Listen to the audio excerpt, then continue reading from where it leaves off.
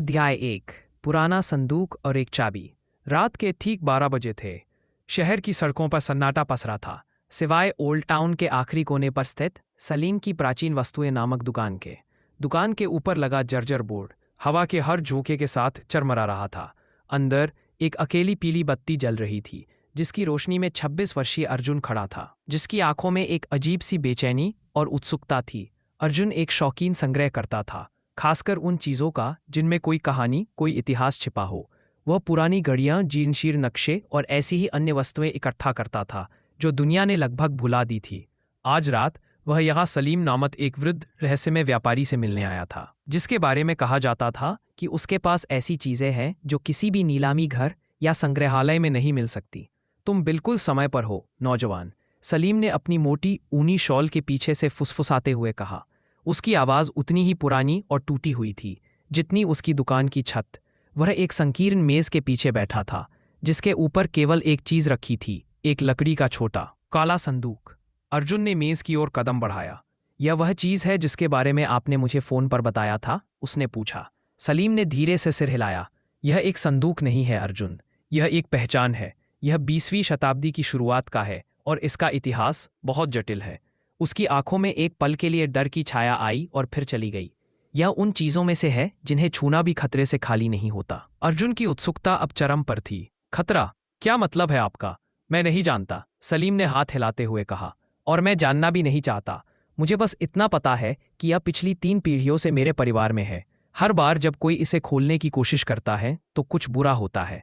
मेरे दादाजी ने एक उंगली खो दी, मेरे पिताजी ने अपना व्यापार, और मुझे लगता है कि यह संदूक मुझे एक अच्छी नींद भी नहीं लेने देता। अर्जुन ने ध्यान से संदूक को देखा। यह लगभग 10 इंच लंबा, 7 इंच चौड़ा और 5 इंच ऊंचा था। लकड़ी की बनावट बहुत साधारण थी, लेकिन इसकी सतह पर सूक्ष्म और जटिल नक्काशी थी, ज्यामितीय पैटर्न जो एक दूसरे में खोए हुए लगते थे। बीच में एक गोल ताला लगा था। यह ताला किसी साधारण चाबी से खुलने वाला नहीं था। यह एक अजीबोगरीब आकार की चाबी की मांग कर रहा था। यह खुला क्यों नहीं है? अर्जुन ने संदूक को छूने की हिम्मत किए बिना पूछा। सलीम ने अपनी जेब से एक चीज निकाली, एक छोटी मुड़ी हुई धातु की चाबी। यह सामान्य चाबियों से बिल्कुल अलग थी। इसका ऊपरी सिरा एक सर्प के सिर जैसा था और इसका निचला सिरा किसी जटिल पहेली के टुकड़े जैसा दिखता था। चाबी पर हल्की हरी काई जैसी परत जमी हुई थी। यह चाबी है, सलीम ने फुसफुसाया, और यह वह सौदा है जिसके लिए तुम यहाँ आए हो।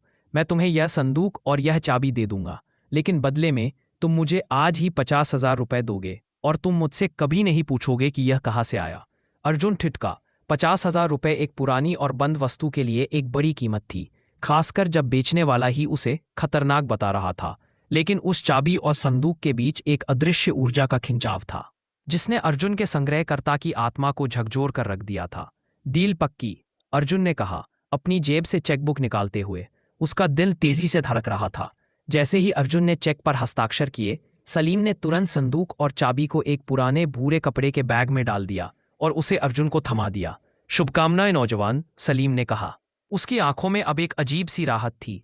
मुझे उम्मीद है कि तुम्हारे साथ वह सब नहीं होगा जो मेरे परिवार के साथ हुआ। अर्जुन को कुछ और पूछने का मौका दिए बिना सलीम ने मेज के नीचे से एक पुरानी बत्ती जलाई और उसे इशारा किया कि वह दुकान से बाहर निकल जाए।